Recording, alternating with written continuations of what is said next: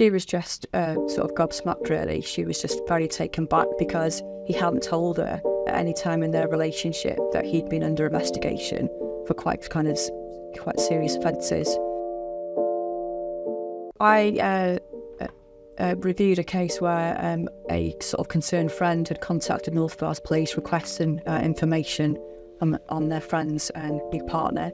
The applicant who's making the request will not be giving any information, and they are told that from the outset that the information, if there is any information to share, you won't be provided, with that information. You'll go to sort of the subject.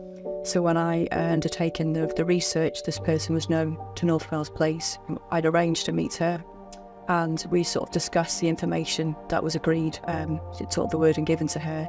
And they could actually sort of see the signs within the relationship, albeit she wasn't a victim at that point of the relationship. She didn't know it was a friend who'd contacted the police, so that information is kept confidential. So this individual was, he was sort of investigated for rape investigations, and it was on 3 separate occasions. She was just sort of gobsmacked, really. She was just very taken back because he hadn't told her at any time in their relationship that he'd been under investigation for quite serious offences. Hadn't got quite to the point of sort of any violence being used, but there was obviously the sort of the warning signs, and that was a common thread through the sort of the 3 investigations that they were subjected to, of those sort of telltale signs of control within the relationship. The sort of the control element: wasn't allowed her to see friends, was checking on the phone, was making her wear specific kind of makeup, had to have her hair a certain way, specific clothes, she had to be back at a certain time, and then she had to check in then, where are you, sort of sending pictures of where she was.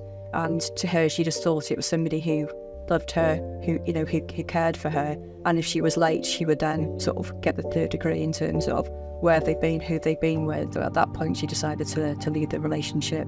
She obviously needed some time to sort of process it, but certainly it was in her head, right, I need to end this relationship. So she was just talking about, how can I end this relationship safely? Because the key part of the Clare's law is that the perpetrator is never informed of that information. We would then do a safety plan with her, so it's called an exit strategy from the relationship, done in a safe manner, in her leaving that relationship without causing him any sort of insight of the real truth as to why the relationship, was over.